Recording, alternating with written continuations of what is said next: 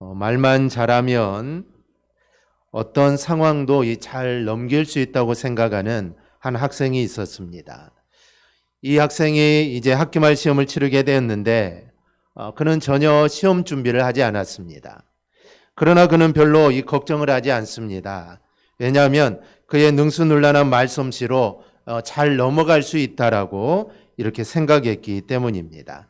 그는 시험을 치르고 이 백지 답안지를 내고 대신에 답안지에 이렇게 썼습니다. 사랑하는 교수님께 저는 아무것도 알지 못하지만 하나님은 모든 것을 아십니다. 메리 크리스마스라고 이렇게 답안지를 썼습니다. 그렇게 답안지를 냈고 그는 좋은 결과가 있기를 기대를 합니다. 얼마 후에 성적표가 나왔는데 그 편지에는 이렇게 쓰여 있었습니다. 사랑하는 제자에게 하나님은 A 학점, 학생은 F 학점 이렇게 적혀져 있었습니다. 언젠가 우리는 주님 앞에서 우리의 삶을 판단받게 될 날이 오게 될 것입니다. 이 땅에 있을 때는 이 학생처럼 우리가 변명도 할 수 있고 우리가 거짓말도 할 수 있습니다. 하지만 주님 앞에 설 때는 우리는 우리의 삶에 대해서 아무런 변명도 우리는 할 수가 없습니다.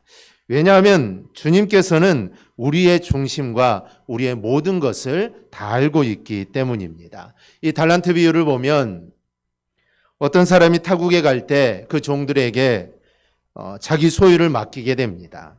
그런데 5달란트, 2달란트만 떴던 자는 열심히 장사하여 이윤을 남기게 되죠. 하지만 1달란트 받았던 자는 일을 하지 않았습니다. 성경은 그는 악하고 게으른 종이다라고 이렇게 말을 합니다. 하지만 그는 아주 그럴듯한 변명을 하게 됩니다. 하지만 그의 변명은 주인에게 통하지 않았습니다. 즉 마지막 날에는 어떠한 변명도 통하지 않는다는 것입니다. 언제가 주님 앞에 심판을 받을 때 우리의 삶이 성공적인 삶인지 아니면 우리의 삶이 실패한 삶인지 우리는 알게 될 것입니다. 그런데 그때는 변명할 수 없다는 것이죠. 그러므로 우리는 그날에 부끄럽지 않도록 주님을 사모하며 하나님이 나에게 맡겨주신 그 일을, 사명을 우리가 잘 감당함으로 또 순종함으로 우리가 살아갈 수 있기를 바랍니다. 여러분, 사람이 제일 구차스러울 때가 이 변명할 때입니다. 변명을 일삼는 사람은 이게 신뢰가 가지 않습니다. 차라리 변명보다는 이 사과를 하는 게 더 나을 때가 있습니다. 이 변명은 잘해야 이 본전받게 되지 않죠. 그런데 고린도 교회에 보내는 이 편지에서 사도 바울이 이런 변명을 합니다. 오늘 본문과 그 다음 말씀이 그렇는데요. 그리고 이 변명은 고린도후서 내내 계속됩니다. 그럼 어쩌다가 바울이 이렇게 변명을 하면서까지 고린도 교회 성도들에게 이런 편지를 쓰느냐라는 것입니다. 이 사도 바울 하면 우리가 정말 대단한 사람이다라는 생각이 듭니다. 그런데 그런 대사도였던 사도 바울도 이렇게 변명할 수밖에 없는 그런 상황에 놓이게 된 것입니다. 그래서 우리는 사도 바울도 우리와 똑같은 사람이다라는 것을 우리가 느끼게 됩니다. 성경이 그렇게 우리에게 보여줍니다. 다윗이든 바울이든 이들이 완벽한 하나님의 사람이라고 성경은 말하지 않습니다. 능력의 선지자 엘리야도 엘리야와 우리는 똑같은 사람이다라고 성경은 이야기를 합니다. 즉 부족한 점이 있는 그대로 성경은 다 보여줍니다. 그런데서 우리가 위로와 용기를 얻게 되는 것입니다. 즉 성경의 위대한 사람, 사도 바울, 엘리야, 다윗, 정말 위대한 사람이 참 많지만 그들도 참 연약했고 그들도 참 부족했다는 것이죠. 그러니 우리가 좀 부족하고 우리가 하나님 앞에 신실하고 성실하지 못해도 우리는 그렇게 실망할 필요가 없습니다. 왜냐하면 인간은 모두 다 부족합니다. 그리고 다 연약합니다. 다윗이든 엘리야든 다 연약합니다. 이 바울 같은 사도도 변명을 하고 있습니다. 그것도 편지를 써가면서 변명을 하고 있죠. 그렇다면 이 사도 바울의 변명의 요지가 무엇입니까? 그가 원래 이 고린도 교회 성도들에게 밝힌 계획은 내가 고린도로 가서 그 성도들을 만났다가 내가 다시 마게도냐로 가고 또 내가 다시 고린도로 돌아와서 고린도 교회가 보내줌에 따라 내가 유대로 가겠다라는 것이 사도 바울의 이 계획이었습니다. 그런데 사실 이 계획은 한 차례 이 변경이 된 겁니다. 고린도전 16장에 보면은 이 바울은 마게도냐에서 연보하는 것을 모으기 위하여 마게도냐로 갔다가 다시 고린도로 갈 것을, 그리고 내가 고린도로 가서 겨울 동안 내가 고린도에 머물 것이다 라고 이렇게 이야기를 합니다. 그러니까 바울의 원래 계획은 아주 상당 기간 동안, 즉 겨울 동안 고린도에 있는 것입니다. 아마 고린도 교회 성도들은 야, 이제 우리가 바울 사도와 함께 오랜 기간 동안 함께 있으면서 우리가 교제를 할 수 있겠다, 아마 이런 기대감이 있었을 겁니다. 하지만 바울은 오래 머물지 않고 잠깐 지나가는 것으로 변경을 하죠. 처음에는 오래 머물고 싶었지만 상황이 그렇지 못해서 야, 그러면 내가 잠시 동안 머물겠다 이렇게 이야기를 합니다. 그런데 실제로는 그마저도 못합니다. 23절을 보면 바울은 아예 고린도를 가지를 못합니다. 이렇게 바울은 고린도 교회의 방문을 2번이나 변경을 하게 된 것이죠. 이유와 어쨌든 바울을 기다리던 고린도 교회 성도들에게는 아마 이게 실망스러웠을 겁니다. 더 나아가 이로 인해 바울을 변덕쟁이다, 한 번도 아니고 2번이나 온다고 했는데 오지 않았으니 사도 바울은 변덕쟁이다 라고 생각을 하고, 그런 변덕쟁이가 사도일 리가 없다라는 이런 소문까지 돌게 됩니다. 그렇지 않겠습니까? 사도 바울이 가르친 하나님이 누굽니까? 사도 바울이 이야기하는 하나님은 신실하신 분이고 변함이 없으신 분입니다. 한마디로 하나님은 이랬다 저랬다 하시는 분이 절대로 아닙니다. 그런데 그 하나님을 섬기며 그 하나님을 전하는 자가 이랬다 저랬다 온다고 했다가 안 오고 또 온다고 했다가 안 온다고 하니 이런 사람이 사도일 리가 없다라는 것이죠. 이거는 당연한 생각입니다. 그래서 고린도 교회 성도들은 섭섭할 수밖에 없는 상황이죠. 바울의 변명은 바로 이에 대한 것입니다. 그런데 이 변명에서 아주 중요한 메시지가 있습니다. 그것은 하나님은 어떤 분이고 또 예수님은 어떤 분이고 또 성도는 어떤 사람이 되어야 하는가를 우리에게 이야기합니다. 그래서 이 바울의 변명에 대한 이야기를 읽다 보면 이거는 변명이 아니라 해명하는 것으로 우리가 느낄 수가 있습니다. 이런 자세에서 우리는 성도의 자세를 우리는 살펴볼 수가 있습니다. 첫째, 바울은 하나님은 미쁘시다는 것으로 자신을 변론을 합니다. 이제 자신을 변론을 해야 되겠는데 그 첫 번째가 하나님은 미쁘시다. 18절에 나옵니다. 이 미쁘시다라는 말은 신실하다라는 의미입니다. 그러므로 하나님은 미쁘시다라는 표현은 하나님은 신실하다라는 뜻입니다. 하나님은 미쁘시기 때문에 하신 말씀을 절대로 바꾸지 않는다는 것이죠. 만약 하나님이 변덕쟁이라면 우리는 하나님을 믿을 수가 없습니다. 그런데 하나님은 말씀하신 그대로 다 이행하시는 분입니다. 더구나 그 말씀, 하나님의 말씀이 기록된 형태로 우리에게 주어졌습니다. 여러분, 누군가가 말만 하고 말만 했다면 그것을 지키지 않을 수도 있겠죠. 내가 말한 적이 없다라고 말할 수도 있습니다. 하지만 글로 남긴다면 이거는 내가 말하지 않았다라고 말할 수가 없습니다. 하나님은 우리에게 말씀하시죠. 나는 신실하다. 내가 말하는 것은 반드시 지킨다. 그리고 하나님은 성경에 그것을 기록해 놓았다라는 것이죠. 그래서 하나님은 믿을만 하다는 것입니다. 말씀과 기록된 성경이 있기 때문에 하나님은 믿을만 하다는 것이죠. 우리는 이것을 아브라함을 통하여 볼 수 있습니다. 어느 날 하나님은 아브라함을 부르시죠. 그리고 내가 너희에게 지시한 그곳으로 가라라고 합니다. 이때 아브라함은 하나님의 말씀에 따라 보이지 않는 길을 떠나게 되죠. 도중에 아브라함에게 흔들림이 없었던 것은 아닙니다. 아브라함의 나이 그리고 아내의 나이를 아무리 생각해 봐도 하나님 말씀이 도저히 믿어지지가 않습니다. 자녀가 하늘의 별과 같고 바다의 모래알 같다고 하시는데 세월이 지나도 자녀가 하나도 없었기 때문입니다. 그래서 후처를 들어서 자녀를 낳아보기도 하고 아니면 종들 중에 믿음이 가는 놈을 양자로 삼아서 이것을 통해 하나님의 뜻이 이루어진가를 아브라함은 생각해 보기도 했습니다. 그런데 하나님께서는 그때마다 나타나셔서 해결책을 주시는 게 아닙니다.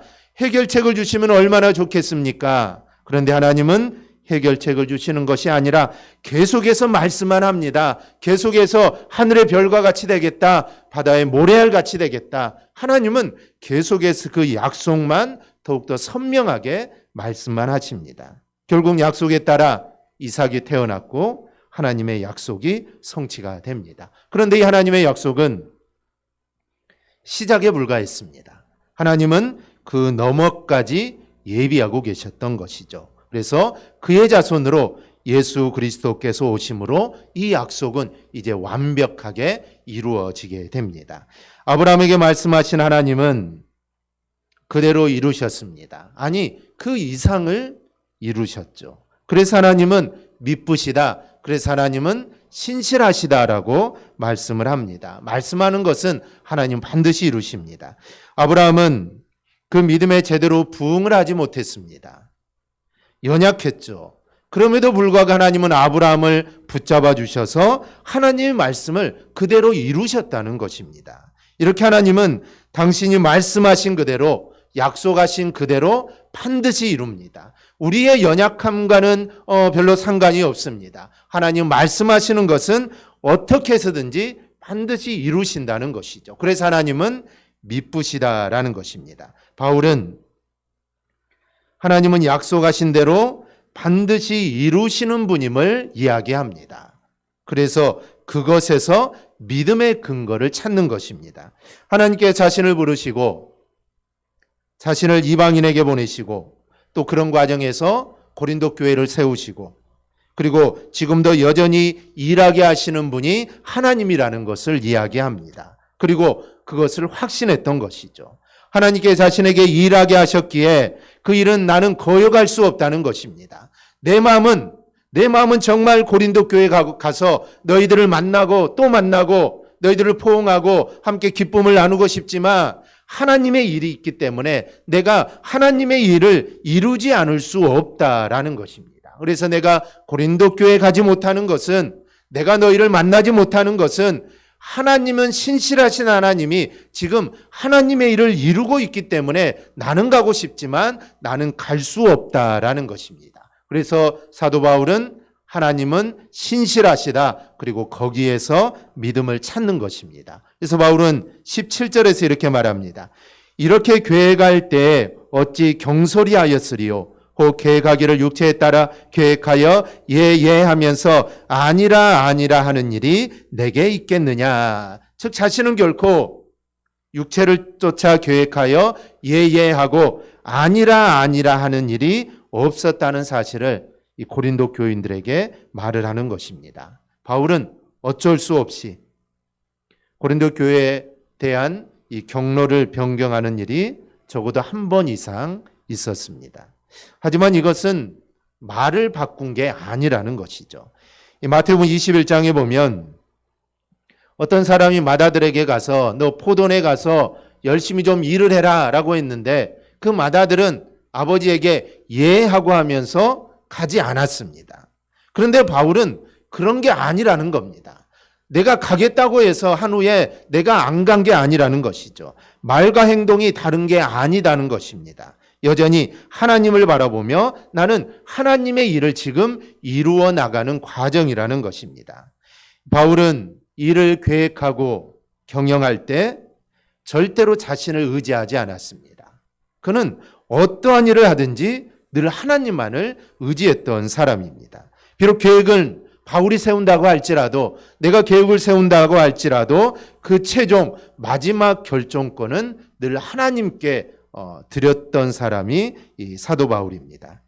사실 아무리 성도가 계획을 세운다고 해도 그의 인생을 경영하시는 분은 바로 하나님이십니다. 성경은 이를 증언하죠. 잠언에는 사람이 마음으로 자기의 길을 계획할지라도 그 걸음을 인도하시는 분은 하나님이시다라고 말을 합니다. 내가 아무리 계획을 짜고 내가 이렇게 한다고 해도 그 걸음을 인도하시는 분은 결국 하나님이시라는 겁니다. 시편 기자는 여호와께서 집을 세우지 아니하시면 세우는 자의 수고가 헛되고 여호와께서 성을 지키지 아니하시면 파수꾼의 경성함이 허사로다라고 이야기를 합니다. 여러분, 아무리 인간이 뛰어나게 계획한다고 하더라도 하나님이 계획한 것보다 절대로 나을 수가 없습니다. 또 인간이 내가 계획한 대로 그 일을 이룰 수도 없습니다. 밤새 눈을 뜨고 망대에 올라가 지킨다고 해도 여호와께서 지키지 않으면 그 모든 것들은 다 허사가 되는 것입니다. 이 바울은 이 사실을 알고 있었습니다. 내가 아무리 고린도 교회를 방문하고 내가 꼭 가겠다, 내가 반드시 가겠다, 내가 확답을 주고 계획했지만, 정말 가고 싶었지만 하나님의 뜻을 따라 여행 계획을 변경한 것입니다. 성도는 주님께서 가라 하시면 가고 주님이 멈추라고 하면 우리는 멈춰야 합니다. 마치 이스라엘 백성들이 광야 생활을 하면서 구름 기둥이 움직이면 움직이고 구름 기둥이 멈추면 멈추는 것과 똑같습니다. 그리고 이보다 더 안전하고 확실한 방법은 절대로 없습니다. 인간의 지능이 아무리 뛰어난다고 한들 하나님보다 절대로 지혜로울 수 없습니다. 인간의 경험이 아무리 많다고 하지만 영원하신 하나님보다 경험이 많겠습니까? 그래서 우리는 늘 겸손해야 하는 것입니다. 우리의 그 어떤 지혜로도 그 어떤 명철로도 우리는 절대로 하나님을 이길 수가 없습니다. 때문에 우리는 일을 계획할 때부터 우리는 주님을 의지함으로 일들을 계획해야 합니다. 그리고 삶의 모든 경영권을 우리는 주님께 드려야 합니다. 하루의 삶, 아니면 한 달, 아니면 1년, 아니 우리의 평생의 삶을 우리는 주님께 드려야 합니다. 그래야 우리가 올바른 길을 우리가 갈 수가 있습니다. 이렇듯 바울은 그의 사역 한 부분 한 부분이 하나님의 인도하심에 있었기 때문에 사도 바울은 하나님은 미쁘시다, 하나님은 신실하다라고 말할 수 있는 것입니다. 우리도 우리의 삶이 하나님께 붙들려 있어야 합니다. 우리가 행동하는 게 하나님의 말씀에 따라 이루어지는 모습이어야 합니다. 그럴 때 우리는 신실하신 하나님을 이야기할 수 있는 것입니다. 내 멋대로 살면서 내가 계획하고 내가 하고 싶은 대로 다 하면서 하나님은 신실하십니다, 이렇게 우리는 이야기할 수 없는 것입니다. 우리의 삶을 하나님께 다 맡기고 하나님이 내 삶을 인도해 주신다라는 것을 확신할 때 우리는 하나님은 신실하신 분이다라고 이야기할 수 있고 그 하나님을 우리는 세상에 드러낼 수 있습니다. 그리고 내가 드러낸 하나님으로 인해 세상 사람들도 하나님을 다르게 바라보게 되는 것입니다. 이러한 삶이 바로 하나님의 영광을 드러내는 삶임을 우리가 기억하시기를 바랍니다. 둘째로 바울은 하나님의 아들 예수 그리스도께서도 예만 되신다는 점을 들어 자신을 변론을 합니다. 바울은 지금 예수님의 십자가를 이야기합니다. 예수님이 십자가를 지시는 길은 고통의 길입니다. 이 십자가의 길이 얼마나 고통스러웠는지 주님의 기도에 나와 있죠. 할 수만 있으면 그냥 지나가게 해달라고 하나님께 기도합니다. 하지만 주님은 영원 전부터 하나님과 약속한 것이 있기 때문에 하나님의 뜻대로 이루어지기를 원한다라고 하시면서 그 고통의 잔을 그대로 받으셨습니다. 예수 그리스도 역시 미쁘십니다. 주님 역시 신실하십니다. 주님도 말씀하신 그대로 이루신 분입니다. 주님은 하나님과 아버지와 언약한 대로 그대로 십자가를 지셨습니다. 그래서 그 일에 주님은 예라고 하셨다라는 것이죠.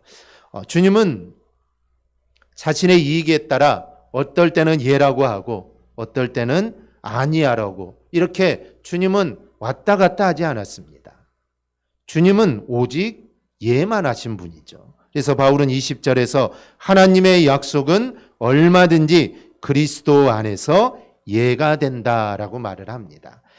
십자가의 구원은 이렇게 주님의 예라는 대답으로 이루어진 것입니다. 만약에 주님이 아니요라고 했다면 십자가의 구원은 물거품이 됐겠죠. 하지만 주님은 하나님의 말씀에 아니야라고 한 적이 단 한 번도 없습니다. 주님은 늘 하나님의 말씀에 예라고만 하죠. 바로 그 예가 우리에게 구원을 이루었다라는 것입니다. 그런데 사람들은, 말장난하는 이들은 십자가를 가볍게 이야기합니다. 하지만 주님이 걸어가신 길을 우리가 제대로 인식한다면 우리는 십자가를 결코 가볍게 이야기할 수 없습니다. 이 거지와 왕자라는 동화를 보면 왕자가 호기심에 거지가 되어 봅니다. 왜냐하면 언제든지 왕자일 수 있기에 갖는 호기심입니다. 내가 늘 왕자이기 때문에 한번 거지가 되어봐야겠다라는 그런 호기심을 갖는 것이죠. 진짜 거지가 되는 건 아니기 때문입니다. 하지만 예수님께서 인간으로 이 땅에 오시는 일은 전혀 다른 일입니다. 하나님의 영광의 본체를 내려놓으시고 인간으로 이 땅에 오신 것이죠. 그리고 가셔야 할 길을 전부 아시고 오신 분입니다. 만약에 우리가 예수님이었다면 우리는 이 땅에 오지 않으려고 했을 것입니다. 왜냐하면 이 땅에 오는 것은 고통을 당하고 십자가에 죽는 거라는 것을 알고 있다면 내가 죽는 길인데 어떤 사람이 그 길을 가겠습니까? 우리 같으면 가지 않았겠죠. 그런데 주님은 그 길이 죽는 길이고 고통의 길이고 창조주가 인간으로 와서 고통을 당하고 죽어야 된다는 길인 걸 알았지만 그래도 주님은 예라고 하셨다라는 것입니다. 그리고 실제로 이 땅에 인간으로 오시고 십자가를 지시게 됩니다. 주님은 성부와의 대화에서 아니오를 하시지 않았습니다. 이런 주님의 예가 바로 우리의 구원이 된 것입니다. 중요한 것은 바울이 이런 그리스도를 자신의 변론으로 내세우고 있다는 것입니다. 즉 주님께서 하나님 앞에 예만 했듯이 나도 하나님의 일에 오직 예만 했다는 것입니다. 이런 바울의 변명이 구차하지 않는 것은 실제 바울이 그렇게 살았기 때문입니다. 우리가 사도 바울의 삶을 보면 주님이 가라고 하시면 그것이 어디든지 그는 갑니다. 죽음의 길이어도 그는 가죠. 로마로 가는 길은 죽음의 길입니다. 이제 로마로 가서 죽게 될 것인데 주님은 로마로 가라는 것입니다. 황제에게도 복음을 전하고 거기 가서 복음을 전해라. 죽음의 길이지만 사도 바울은 예하며 그 길을 갑니다. 오직 바울은 하나님 말씀에 예만 했던 것입니다. 우리도 하나님 앞에 예만 할 수 있는 성도들이 될 수 있기를 바랍니다. 도저히 예라고 말할 수 없는 상황이 올 수도 있습니다. 하지만 그럴 때라도 하나님께 아니요가 아니라 정말 예라고 고백할 수 있기를 바랍니다. 그러기 위해서는 우리가 하나님 말씀에 예라고 대답할 수 있기 위해서는 우리는 미쁘신 신실하신 하나님을 신뢰할 때 이게 가능합니다. 신뢰하지 않으면 하나님을 신실하신 분으로 신뢰하지 않으면 예라고 할 수가 없습니다. 믿지 않는데 어떻게 예라고 할 수가 있겠습니까? 하지만 우리가 하나님을 신실한 분으로 신뢰한다면 우리는 어떤 상황 속에서도 예라고 대답할 수 있게 된다라는 것이죠. 그러므로 우리 모두 하나님을 신실하게 우리가 의지할 수 있기를 바랍니다. 셋째로 바울은 자신을 비롯한 성도라면 누구나 아멘으로만 하나님께 응답해야 된다라고 합니다. 20절 하반절을 보면 그런즉 그로 말미암아 우리가 아멘하여 하나님께 영광을 돌리게 되느니라. 우리가 앞서 예를 잊어서는 안 됩니다. 앞서 이야기한 예는 하나님의 예입니다. 예수 그리스도의 예입니다. 그리고 하나님과 예수님의 뜻대로 살아가는 자들의 예입니다. 이 예는 모두 공통점이 있습니다. 하나님께서 하신 약속에 대해서 예라고 하는 것입니다. 이제 그 예를 받아 나오는 말이 바로 아멘입니다. 즉 하나님의 예, 하나님이 이루시는 그 말씀에 대해 우리가 할 수 있는 게 아멘이라는 것이죠. 아멘은 히브리어로 아멘을 그대로 말한 것입니다. 아멘이라는 말은 확고함, 견고함을 뜻합니다.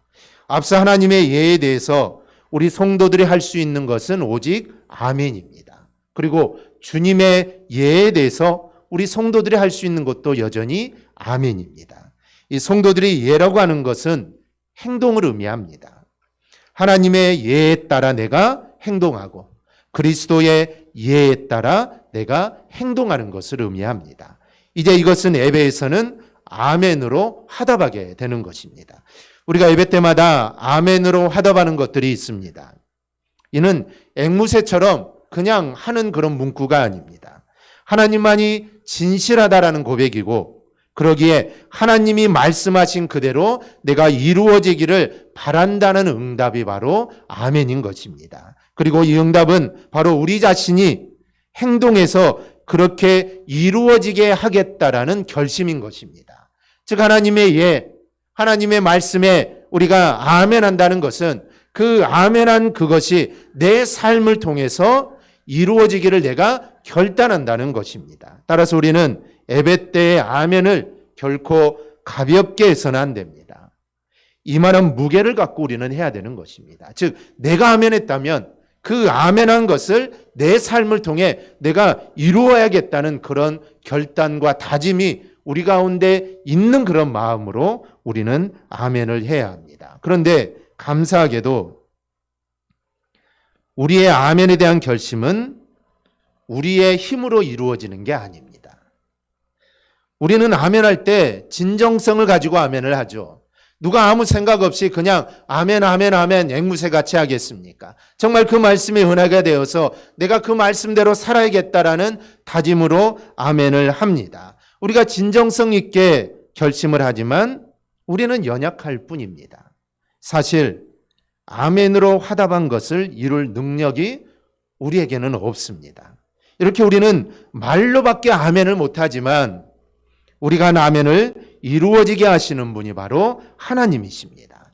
나는 할 수 없지만 하나님이 이루게 하십니다. 즉 내가 아멘한 그것을 하나님은 이루게 하신다는 것이죠. 그래서 우리의 입술에 아멘이 있어야 되는 것입니다. 내가 아멘을 함으로 그것을 이룰 능력은 없지만 하나님이 그 아멘을 받으시고 하나님이 그 아멘한 대로 우리에게 이루어 주시기 때문에 우리는 하나님 말씀을 아멘으로 받는 것입니다.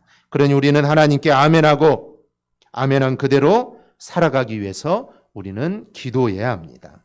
우리가 세상에서 간혹 오해를 받고 또 그로 인한 굴곡들이 있지만 우리가 마음에 계신 성령을 따라 아멘으로 나아가는 길은 하나님께서 붙들어 주시고 하나님께서 반드시 인도해 주십니다.